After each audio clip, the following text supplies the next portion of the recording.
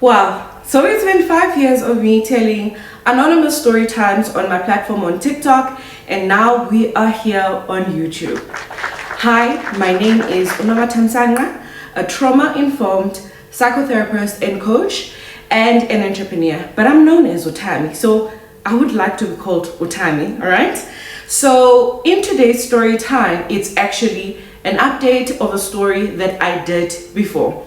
I think this was about 5 months ago that I did the story, and the past 3 weeks the story started blowing up on other digital platforms and I didn't understand what is actually going on.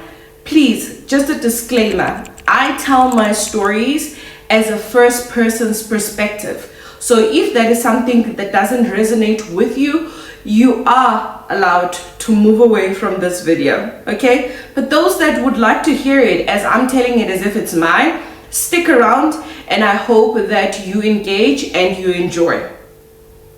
Now, if you didn't watch Anonymous' story before from my TikTok platform, I will link those two-part stories on this video so that you can first catch up on that and then come back on the update.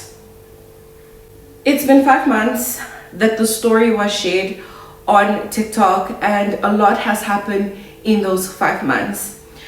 My daughter, as of now, has cut me off. She doesn't want anything to do with me, nor does she want anything to do with her father, simply because I have made the decision to start my life with my husband.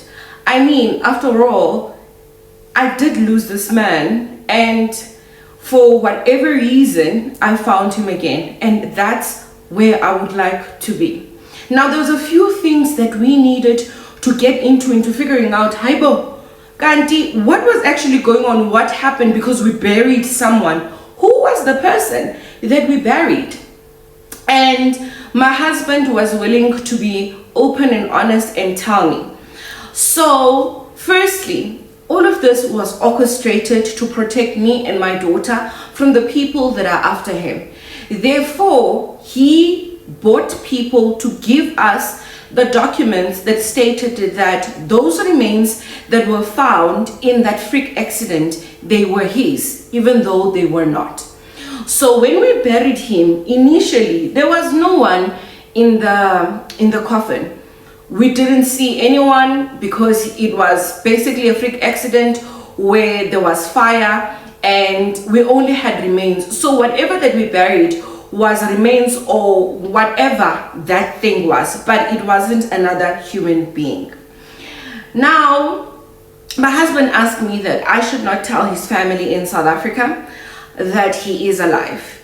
He wants me and my daughter to start our life in Botswana with him. And I know y'all are probably thinking how, because he already has another family. His wife was straight up that she doesn't want anything to do with this. She doesn't want to be in his team. That she married her husband for him alone and not to come with another wife. But for me, that's not going to stop me. This is also my husband. Unfortunately, he had to do what he did. And just because that happened, I'm not going to back away. And this is where my daughter has a problem. And I don't understand why she's having the problems that she's having. Because she has an opportunity to now have a good relationship. Already 12 years of her life has been lost of not having a father. And now she's got this beautiful opportunity and she refused to be part of that. But my husband is still taking care of her. So before my husband passed, he had really sorted us out.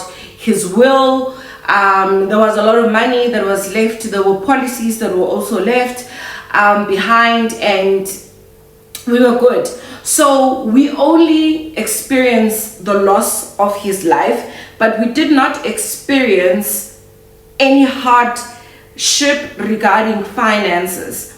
So there was 3 properties and I have decided to let go of the 2 properties, and then the 1 property my daughter is living in there. She has quit school, so she's dropped out. When I say that she's cut us off, there is no form of communication, right? But money is sent to her on a monthly basis. There is an account in South Africa also where she is able to tap into. Now, when the wife found out that I'm coming, I'm going to be here with my man, she now got people to come and threaten me, to bully me out of the country so that I can head back to South Africa.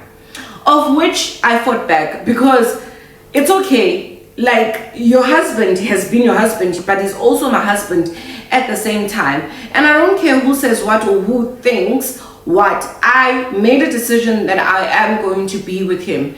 But because things are so sticky and things are not good with the wife, with the other kids, my husband has now decided that we need to move to America, to be in a Western country where we can start over, where he doesn't have to duck and dive.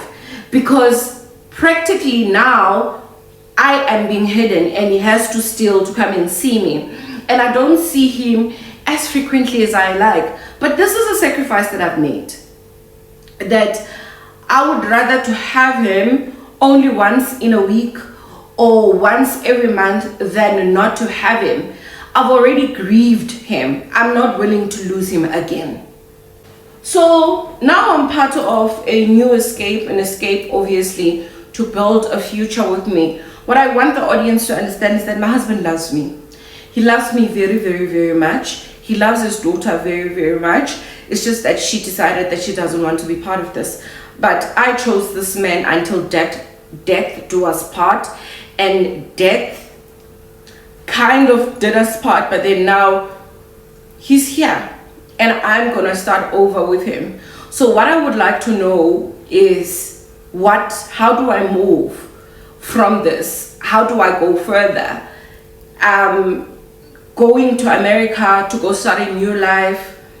I'm scared, but at the same time, I really love this man and I really want to be with him.